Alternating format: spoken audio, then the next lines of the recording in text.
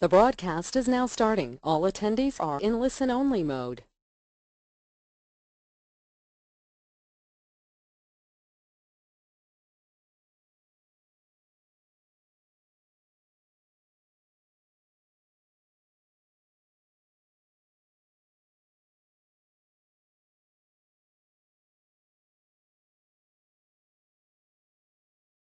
Hi, good morning. We'll get started shortly. I still see attendees joining the webinar.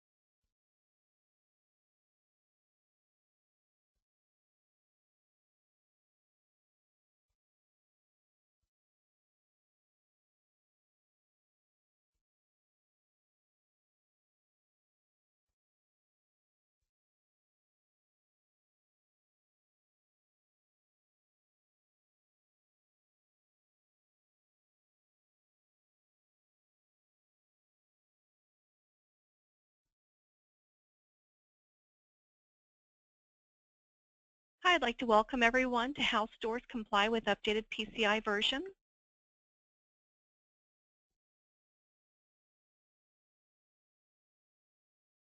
Tabitha, can you advance for me?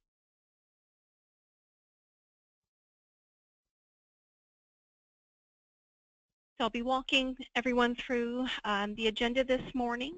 We'll start with some housekeeping items, talk a little bit about Conexxus, introduce our presenters, and move through the presentation. And we will be taking questions and questions during the presentation. Tabitha, if you'll go ahead and move for me. So this webinar is being recorded and will be made available in approximately 30 days.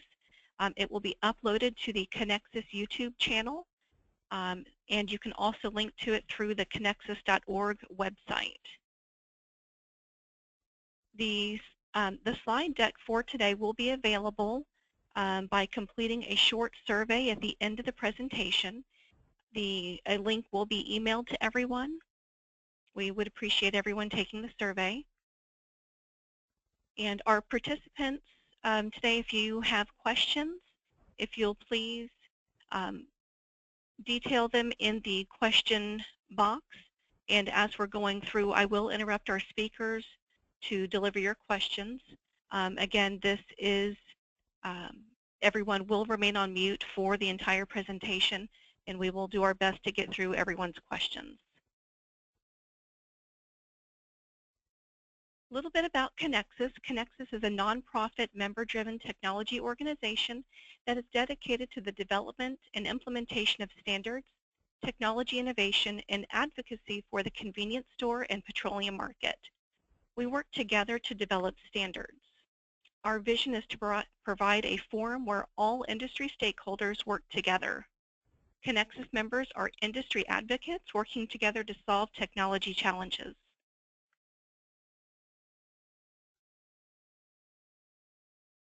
Our upcoming webinar schedule. So today we are presenting How Stores Comply with Updated PCI Version. On March 16th, we have a Security Information and Event Management presentation. In April, we have an Internet of Things and Impact of Bring Your Own Device to the Workplace. In May, Customer Engagement Technologies to Enhance Sales and Profitability. If you have a suggestion for a webinar, please submit all ideas to info@conexxus.org. We have our upcoming members Conexxus Annual Conference in Annapolis, Maryland. If you have not registered and you are a Conexxus member, please do so.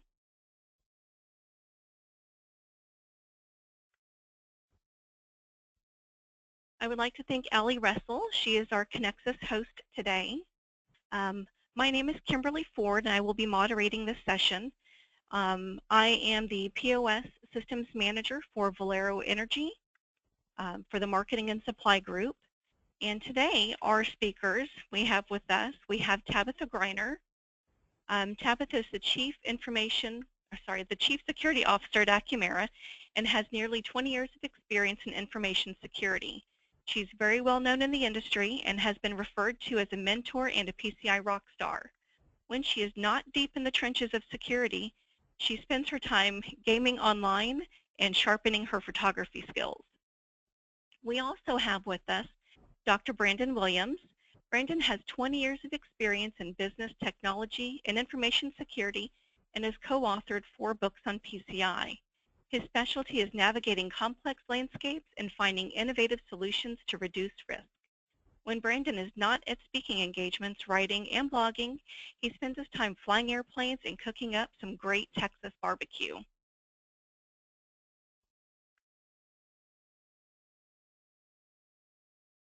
I'm going to hand this over to Tabitha, and she will begin our presentation.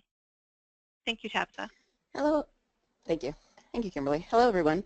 So today we're going to be talking about the fundamentals of PCI compliance, the realities of achieving and maintaining the compliance, and we're going to walk through some strategies and technologies to help you better secure your cardholder data and help you to ease the complexity related to achieving PCI compliance.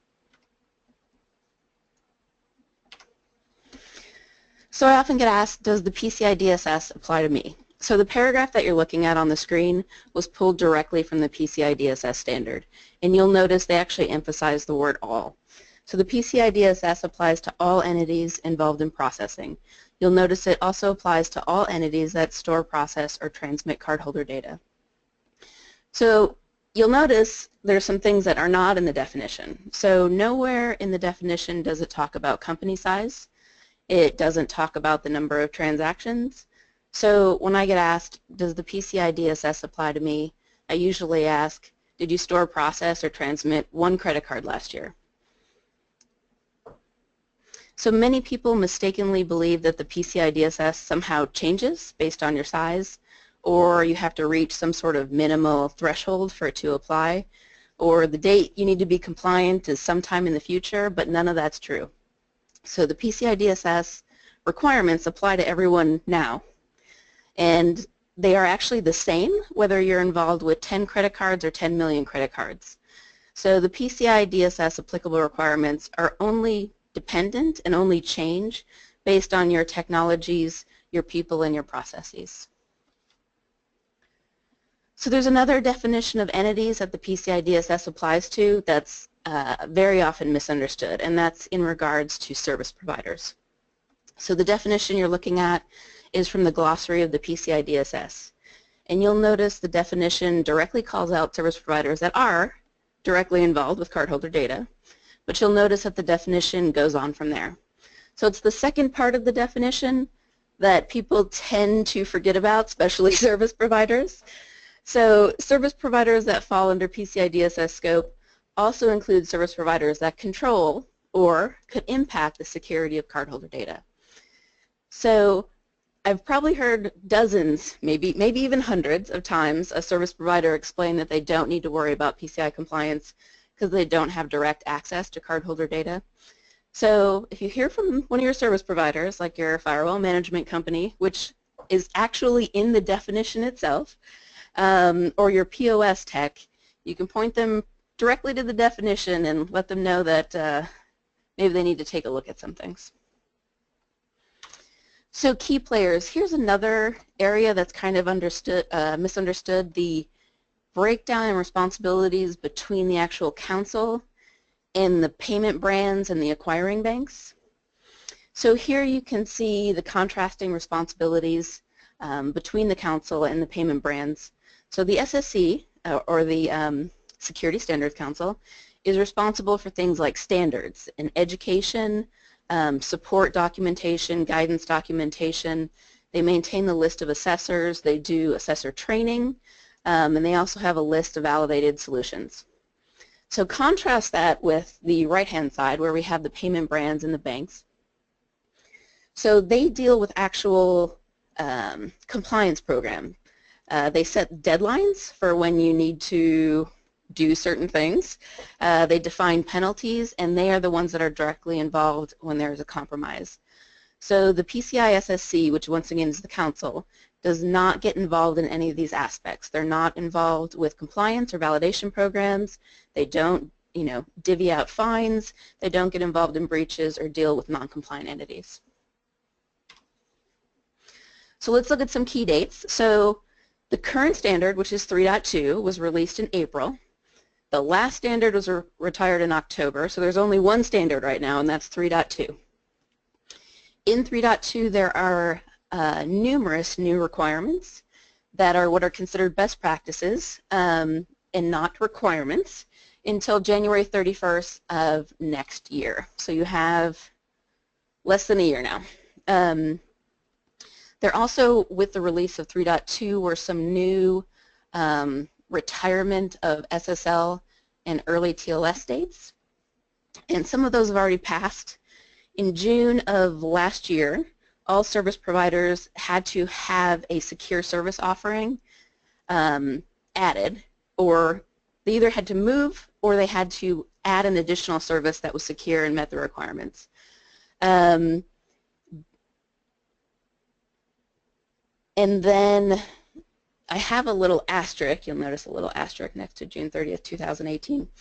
So everyone is supposed to have retired SSL and early TLS by June 30th of 2018, which is next year, except, little asterisk, so POS, POI terminals and their connecting termination points, if they are verified as not being susceptible to known exploits, then actually they can continue being used past this date. So that's what the little asterisk means. Tabitha, we have our first question. Excellent. Does networking equipment, such as an Ethernet switch, fall under PCI rules? So all equipment falls under PCI rules. So that's the black and white. When you think about a switch, though, what does a switch have? Well, it does depend on what it's doing for you. If it's a dumb switch, it'll have very little functionality, but it may have things like logs, authentication, etc. And to be perfectly honest, when you're looking at everything, often things like switches don't get the most attention. Think about an auditor. They're usually focused on things like systems. But I know when I was a QSA, I would ask for switch configs. And I would make sure that they were meeting the basic requirements, especially requirement 2, hardening, so they didn't have, terrible things like telnet. So yes, they absolutely fall under. Do they get the most attention? No. Thank you. Is that good for your question? Just want to see if you want me to follow up that. I'll keep going on the next one if you had another question. Okay. So PCI DSS 3.2. So I want to share some observations, and a lot of these come from the community meeting that happened end of last year. So the first is the timing of releases. So incremental updates, it was kind of said that we should expect to see more incremental updates outside of the 3-year release cycle. So everyone should be prepared for that. And I don't know what that means, but I guess we'll see shortly. I already mentioned the SSL dates, which I think at this time are pretty set in stone and won't be pushed out again. Multi-factor. So this was one of the hottest topics at the community meeting, and the council actually just released in February a information supplement, a new information supplement basically explaining what they mean by multi-factor and how you should be applying it not only to the old requirement but the new requirement, which expands the use of multi-factor. And I'll talk about that in the next slide. So another great resource is the PCI Payment Protection Resources for Small Merchants, which was also published by the council. So this is a great resource not only for small merchants, so if you're a small merchant, run out and get it. If you also work with a lot of small merchants, I suggest you run out and get it. And I actually believe they also offer an ability to brand this. So if you're a brand and you deal with a lot of small merchants, this would be a great resource that you could brand and send out to your retailers. So I want to take a look at some new requirements. You'll notice there's not many requirements new under all. There is an enormous amount of requirements under service providers. I'm not going to go in depth on the service providers, but I want to talk about a couple of the all. So the first requirement is sort of a restating of something that was implied but was not directly stated, which basically says after you make changes, you need to make sure that all the PCI DSS requirements are implemented. So obviously that was the case before, but it was never explicitly stated, so they explicitly stated it. So multi-factor. So this was pretty much a question that was asked every 5 minutes for multiple days at the community meeting. So the previous requirement said that all remote access needs to be multi-factored. And so remote access is from outside your company to inside your company. So the multi-factor requirement is being expanded. So you still have remote access. That still has to be multi-factor authenticated. However, now all administrative accounts, even from inside your corporate network to inside your corporate network, need to also have multi-factor authentication. And to remind everyone, that's a best practice until January of 2018. So this is a very, very hot topic, and a lot of people had an enormous amount of questions. You know, what does non-console mean? What if I, you know, multi-factor on the perimeter of the network and not all of my systems? So a lot of those questions are addressed in the new supplement that was released. So I definitely suggest you take a look at it. There's also some, which are probably going to be a little controversial things in there, like SMS, which a lot of us use for our multi-factor tokens in this day and age, is being phased out, not by the PCI DSS or the Council, but by standards bodies across the world. So there is some notes in there that you should probably take a look at what the standard bodies are thinking are acceptable for multi-factor and start considering that in your rollouts.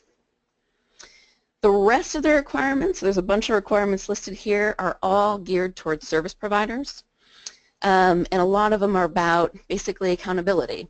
Service providers, you need to know, you need to define who's in charge of your compliance. You need to do audits, you need to report on your failings, you need continuous improvement. So it's basically bringing service providers sort of a higher level of accountability, which definitely is a good idea.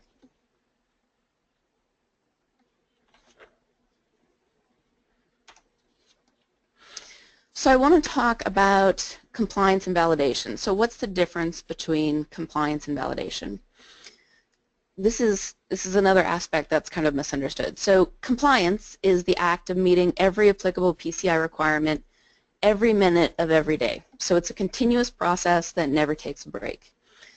Validation. So validation is a small point in time that you attest that you're compliant, whether it's an employee filling out a self-assessment questionnaire or an assessor completing your report on compliance. It's a single point in time that takes a small snapshot of your environment. So I mentioned earlier the PCI DSS applies to all entities that store, process, or transmit cardholder data, and that all requirements must be met. That means everyone's required to be compliant at all times.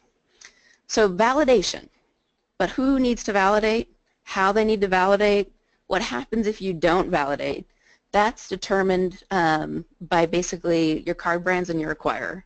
So whether you need to do a ROC, whether you need to do an SAQ, whether your SAQ has to be done by a QSA or an ISA, or whether you can fill out your SAQ, that's the validation piece, and that is what varies.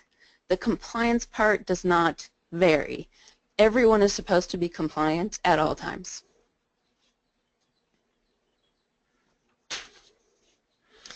So compliance versus validation and breaches. So I often hear people make statements about breach entities and how they were compliant.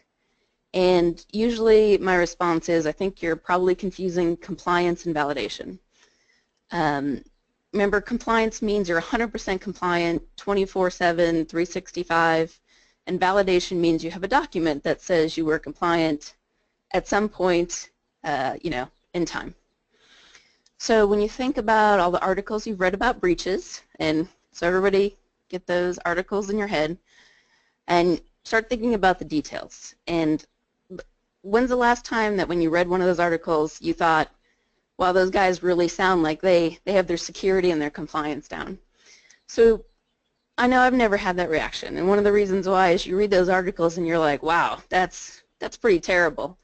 So keep in mind, at this point at least, usually breaches are a result of a failing in compliance, because it is really, really hard to maintain compliance 365, 24/7, and usually those failings are what leads to breaches.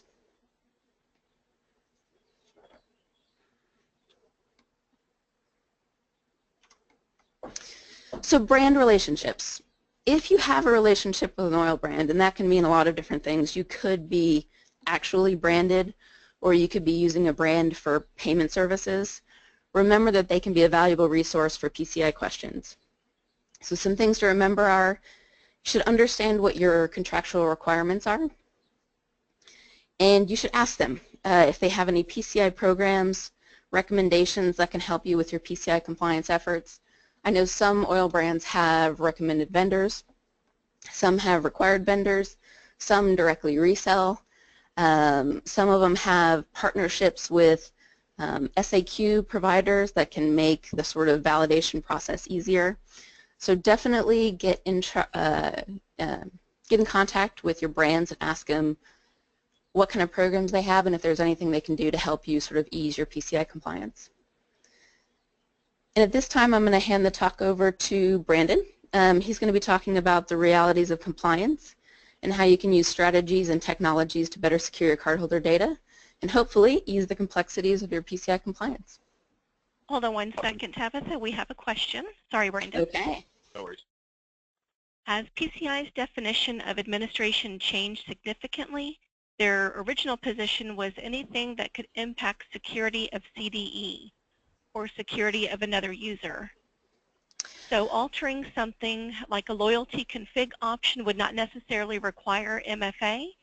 We are just trying to ensure we understand all scenarios where user MFA is applicable. Okay.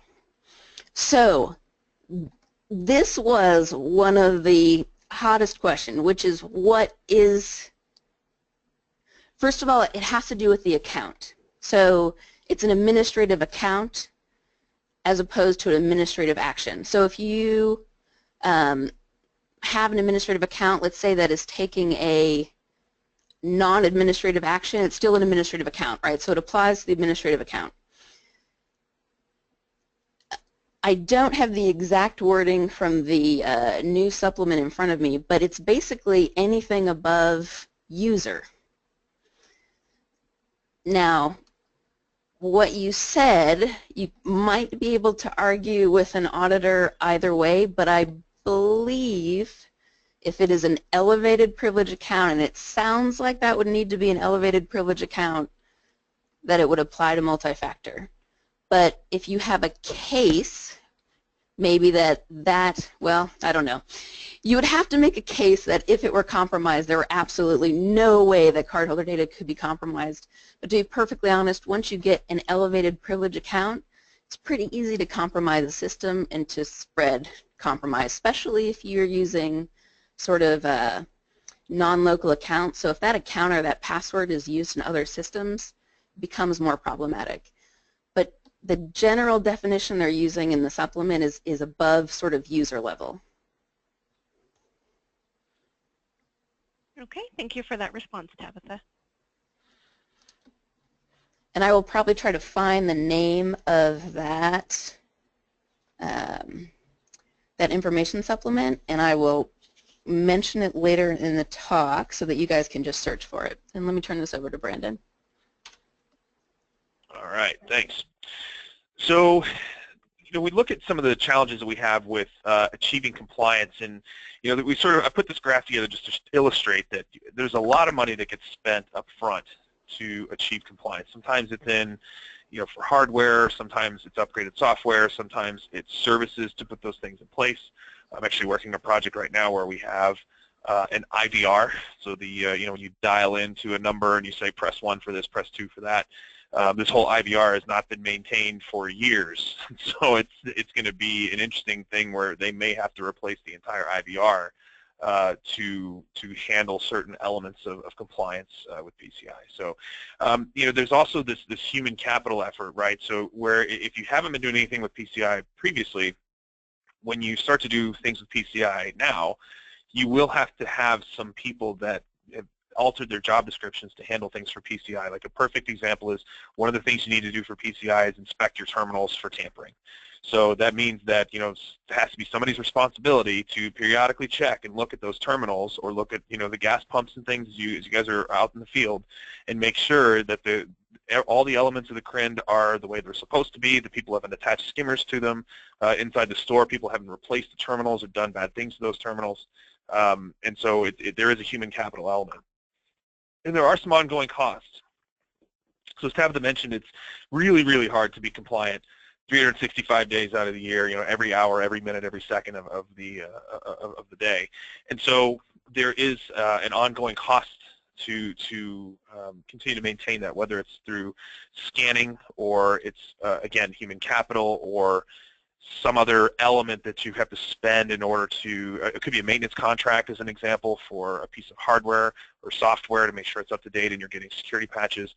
There is some ongoing. So, when you look at overall, it does cost a lot more initially to comply, but once you're in a compliant state, it is not as expensive as the initial. Everything else, you could spin it a lot of different ways. Like you could say, well, hey, I normally wouldn't upgrade this system, but PCI is making me. Okay, fine. We could get into an argument about, well, is that business as usual cost, or is it a PCI cost? But typically, you're going to see it this way. So let's go to the next slide. And it's becoming harder over time. So this is a graphic that was pulled from the Verizon 2015 PCI Compliance Report.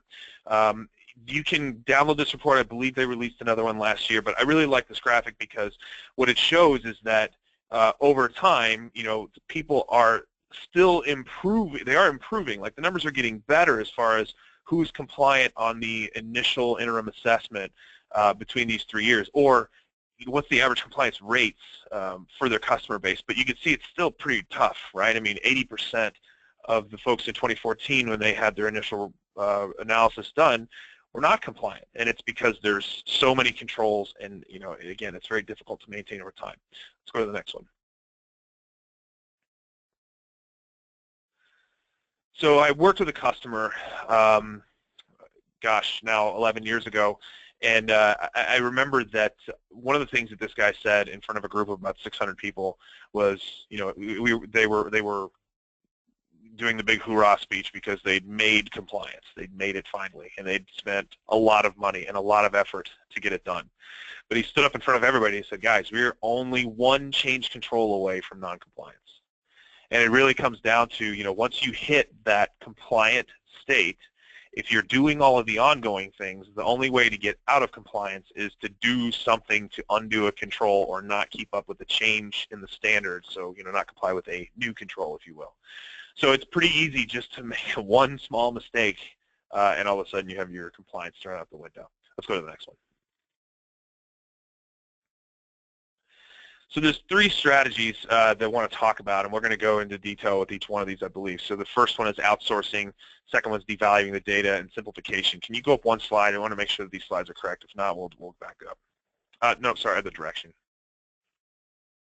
Yeah, let's go. Just go back to the three slides, and we'll talk through each of these. So, outsourcing is a strategy where you take your payment systems or things that would be subject to PCI compliance, and you basically pay somebody else to manage those. Now, there is a catch there, right? So you can't just say, well, I'm paying my buddy John, and so now he's responsible for taking care of this. If you own the merchant account, you are responsible. And in fact, if you look at requirement 12.8, which talks about the legal requirements and contracts, what they're trying to point out to merchants and trying to give merchants the ability to do is that you have to let your suppliers and people that work on these systems know that they're dealing with systems that are covered by the standard, and they have to agree to do things in a compliant way. What that does is that protects you in case they do something that's not compliant. But ultimately, you, as the merchant, owner of that merchant account, you are responsible. So the way to do like mega outsourcing, if you will, is if you don't own that merchant account. There are a few situations where that can work. It typically works much better in the e-commerce world. I don't know how possible it would be in some of the physical security, but there are elements of outsourcing you can do. For devaluing data, we're going to talk about tokenization in a minute. Essentially, the data itself is this credit card number. It's the PAN. It's the 16 digits. So if you remove that to where there is no 16-digit PAN, this data is not valuable to an attacker as it was before, right? So by doing that, you not only make yourself less of a target, but you remove the compliance obligations if you remove enough data. And then simplification is one of the things that I really like. So people ask me, how do I rapidly comply, or how do I do these? In most cases, the systems that we're using to comply and the processes that we put in place, like every time we do something, we add something on top. We're adding a new control, we're adding some new process, we're adding a new piece of technology, we're adding something else. So it just gets to be really complex. And I seem to find that for most customers that I've worked with, if they take a step back and really think about, simplifying their environment, elegant solutions, right? Things that get the job done, but they're very simple in nature. There's not a lot of moving parts. They can leverage things like outsourcing and devaluing data. So when customers come to me and say like, hey, we want to do this compliance thing, should we buy this product? It's usually when I say, well, hang on a second, before we go add anything else, let's look at the whole stack and see, is there a better way to assemble the blocks? And I think that's a great exercise, in general to do, with not just with payments, but with lots of things in business to make sure that you're doing things the right way. But with payments in particular, it could open your eyes to lots of new types of solutions that could greatly reduce your risk or change how you'd approach this. So let's go to the next slide and talk about tokenization. So tokenization as a technology allows you to use a replacement value instead of a PAN. This is primarily, as I talk to lots of different entities, both on the acquiring space, issuing, networking, the networks such as the Visa MasterCard guys, everybody is valuing tokens pretty highly as a solution for helping to reduce fraud in the system.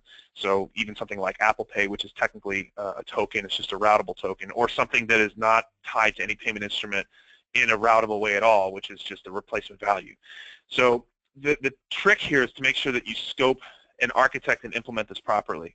So it seems like a simple thing just to say, well, we're just going to use tokens, right? But then you have to think about all the other areas that you might encounter a credit card.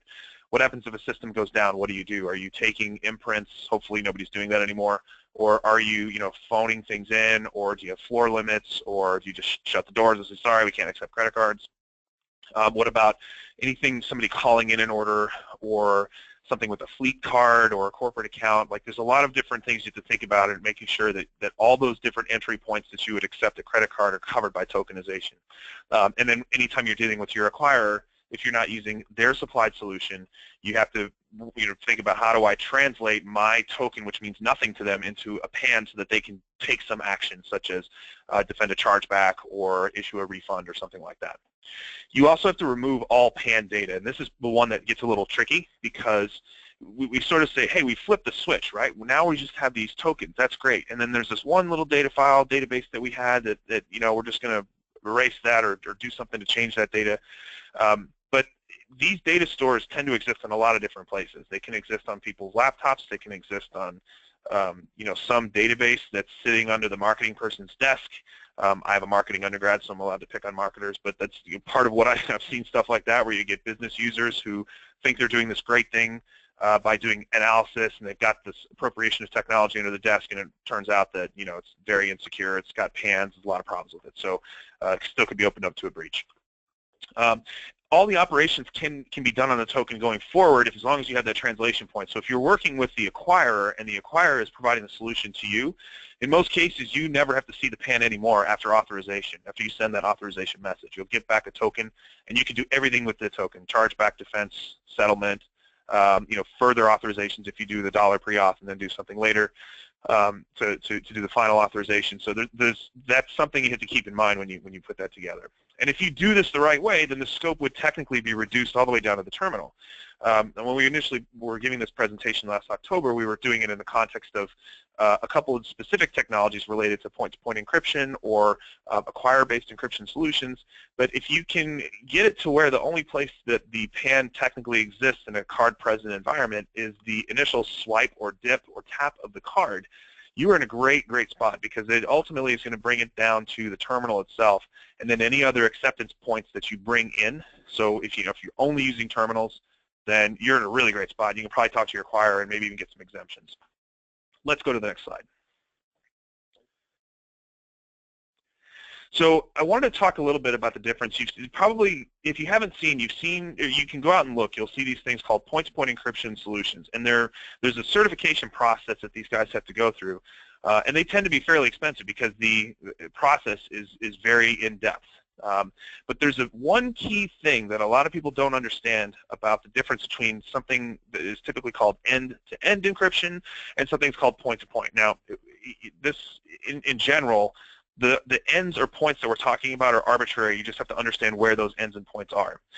In the case here, the top part of this is a point-to-point encryption solution where the terminal is actually talking to essentially a point-to-point encryption solution provider. It's a gateway that will then forward your transactions over to your acquirer of record. If you use that solution, that gateway now controls all your terminals and does all the security around your terminals, but there's also a decryption point. That's something that people don't understand in a lot of cases when I talk to them about point-to-point encryption. They think that once it leaves the terminal, it's encrypted all the way up to the acquirer. In a point-to-point solution, it doesn't have to be that way, and oftentimes it's not.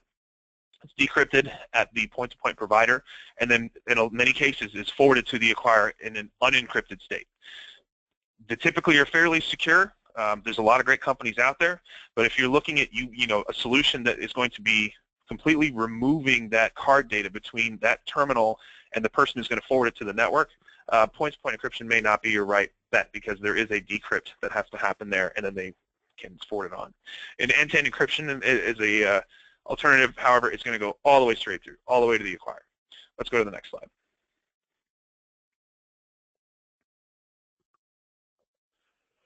So some technologies that you could potentially use when it comes to reducing the scope, reducing the impact. So we have things like Apple Pay, Samsung Pay, Android Pay. They are similar to EMV in the fact that they are using the EMV token solution, which is a standard that you can go find on their website. Apple Pay was the first commercial implementation of it. You could potentially end up in a situation with cheaper interchange. That's a discussion between you and your acquirer, you and your processor. But the one thing you do have to be aware of is if you want to use these technologies, they all are based, for the most part, Samsung Pay has some exceptions with the Loop Pay acquisition, but for the most part, they're using the near-field communication chip that's embedded into a phone or a watch, and there has to be a receiver for that. So if your terminal does not support contactless payments today, you would have to do an equipment upgrade. There's a mobile standard from Conexxus. It's a mobile application on a consumer device, so that you can go through and look at some suggestions on how you would secure that, or good vendors to use to put that together, or at least not the vendors, but take the information and send it to the vendor and make sure that they're meeting that. And in this case, with this mobile standard, the service provider is going to handle all the cardholder data, so this is similar to an outsourced solution. Let's go to the next one. Okay, I think that's it for me, and then we'll talk questions and answers, so I'm going to turn it back to Tabitha. Yeah, I just wanted to mention, so I put in chat, what you're going to want to search for on PCISecurityStandards.org is multi-factor authentication guidance. And I also took a look at the requirement directly, and basically what it says is non-console administrative accounts. So that was, like I said, literally what does that mean was asked every 5 minutes for 3 days at the community meeting last year. So there's going to be probably a lot more discussion and a lot more controversy, and I'm going to assume a lot more FAQs. So on the council's website, there's literally an FAQ section. And so when people send questions into the council, and they get answered, those usually get turned into FAQs. So I might, once a month at least, go to the FAQ section and search multi-factor just to see what additional clarifications they put out. It does say directly in the standard that it doesn't apply to application and service accounts that are performing automated tasks. So that's one thing to keep in mind. But in the document section, so it's under the guidance documents, or you can just search on PCISecurityStandards.org. The guidance document is called Multi-Factor Authentication Guidance. And like I said, I highly anticipate more FAQs to be published on this because people will be asking questions all year before we get to the January 2018 date. Okay. Brandon, I have a question that came in.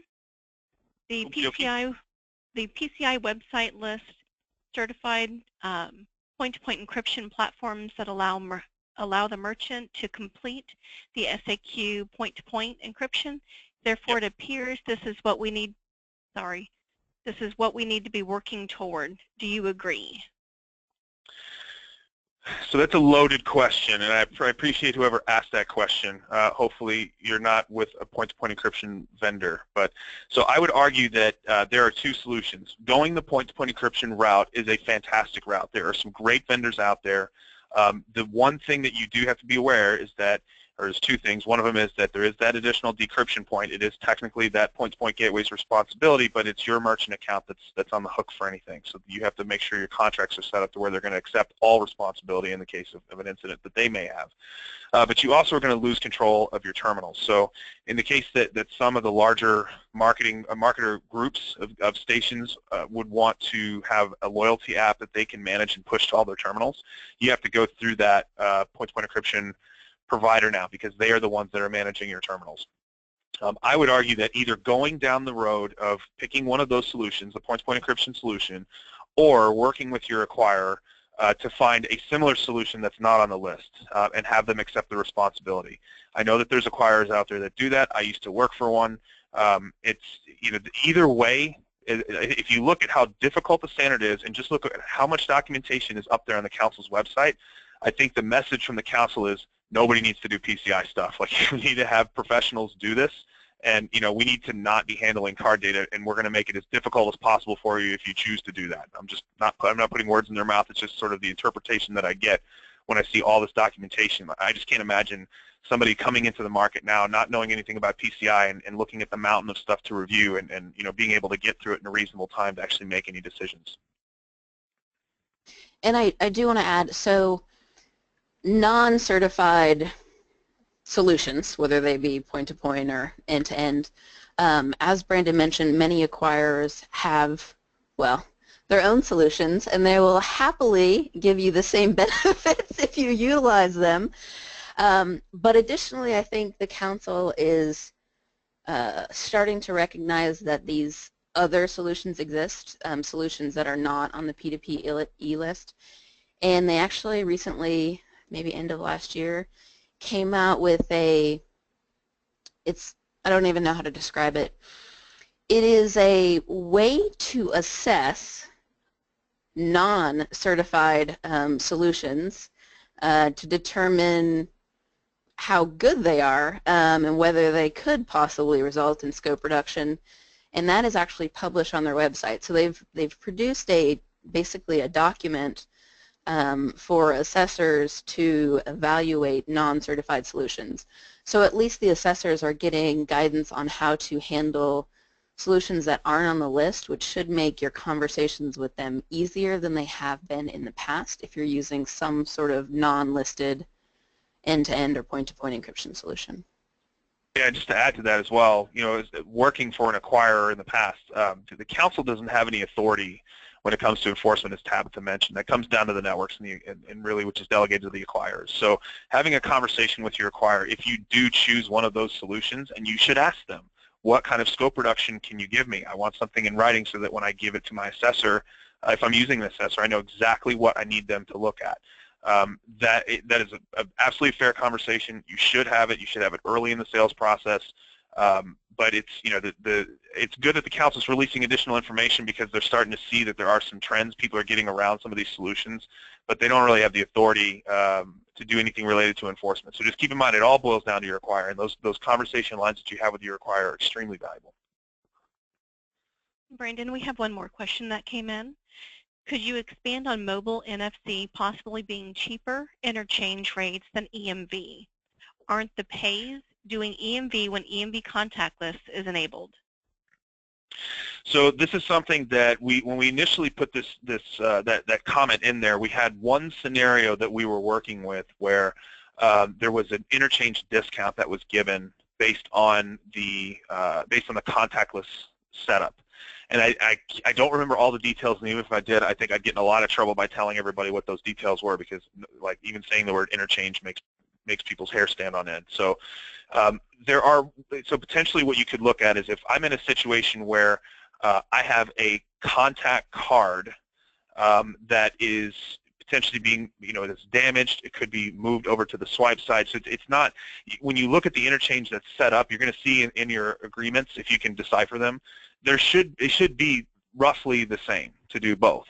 It should be a lower interchange than swipe in theory, but depending on how you do all the repays, and I apologize because it's been a while since I looked at this, I don't remember the exact instrument that was used during this case, but what I would do is I would go back to the processor acquirer and ask them to help you discern which elements are going to get you the best rate of interchange, and if there are any incentives or things to push things to an NFC channel because of the token value. The reason why tokens can be a lot safer in this case for the EMV token is because it requires the context of that setup. So if somebody were to capture the token out of the Samsung Pay or the secure element in the iPhone, they can't burn that to plastic, or they can't use that to do a card not present transaction. It only exists in the context, it's only valid, I should say, in the context of the overall token system it's associated with. And so those tend to be lower risk transactions.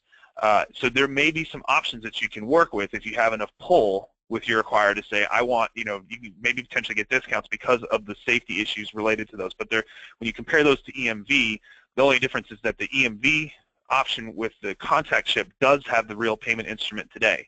In the future, it may be a different number. They're talking about tokens of tokens of tokens, where ultimately, like, you may have a MasterCard that's issued and there's 16 different tokens depending on acceptance channels and, you know, what's printed on the card and what's on the back that could be potentially used, all designed to capture that contextual view of this type of token can only be used in this type of payment channel. So I would have a conversation with your acquirer processor.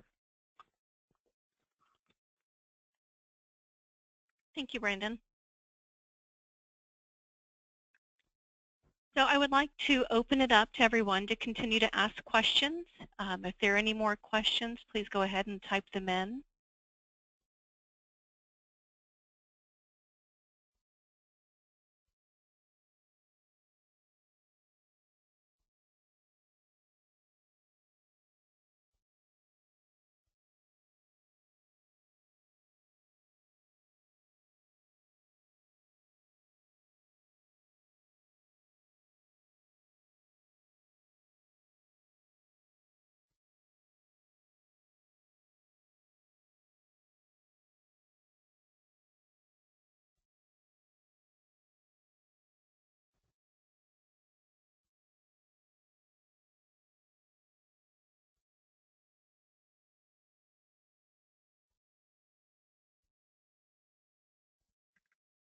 Okay, another question just came in.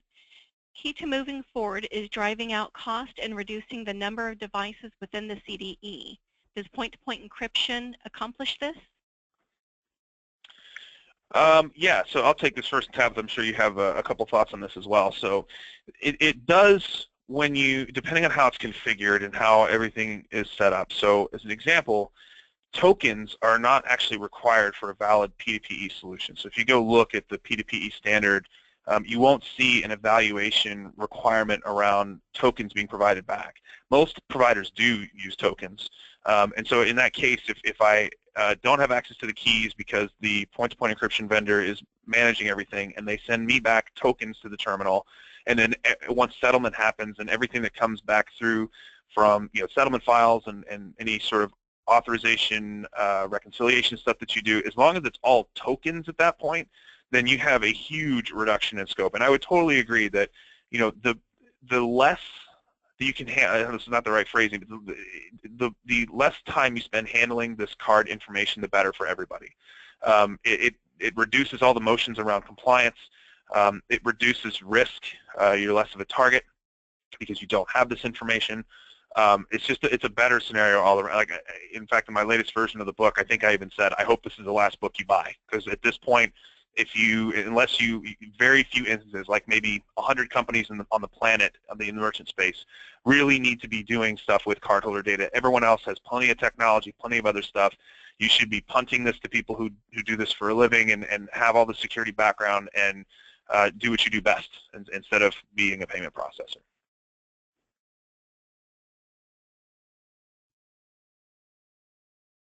All right. Do we have any other questions? I'm going to take a look. We might have missed one. I'm trying to scroll. So maybe speak up in chat if we missed one. The box is super small. Yeah, I pulled it to the side so I could manage Okay, it better. We'll keep looking. Let's go to the next slide, and we'll keep looking if one another just question came pops. in. Okay. What is the book that Brandon mentioned? So you can see the books that, I didn't mean for this to be a sales pitch, but if you want to be literally one of the dozens of people who have read my books, you're more than welcome to. It's if you go to PCI Compliance Book.info, or you can go to my website, brandonwilliams.com, and you can click on library, and you'll see the books that are out there. So there's two books that are really still current. There's the fourth edition of the PCI Compliance Book through Singress. By myself and Dr. Anton Chavakin, and then I just released a 3.2 addendum because not that much has changed over the last two versions. It's very minor changes.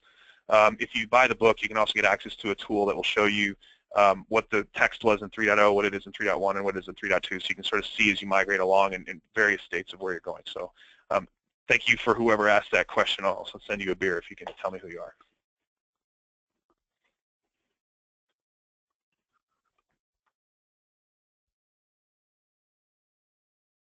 All right. Any other questions out there? And Dan said he would like a beer. Yeah, that's Dan, and he would like a beer. So, Brandon, awesome. You now owe Dan a beer. It's done.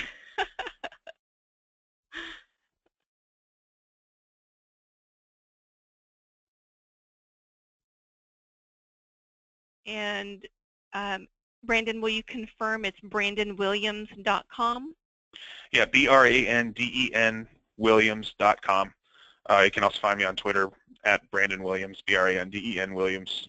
I think there's even a Facebook page out there. Don't have a Wikipedia page yet, so that I really haven't made it as a person because I don't have a Wikipedia page, but you can find me other ways. Seriously.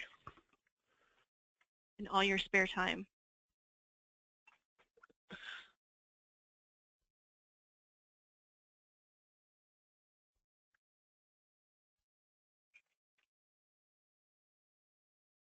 All right, Brandon or Tabitha, is there any additional information you'd like to share with us today before I conclude the presentation?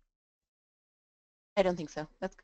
If something pops up, if there's any more beer requests, we'll answer them. But if you want to go ahead and finish us off.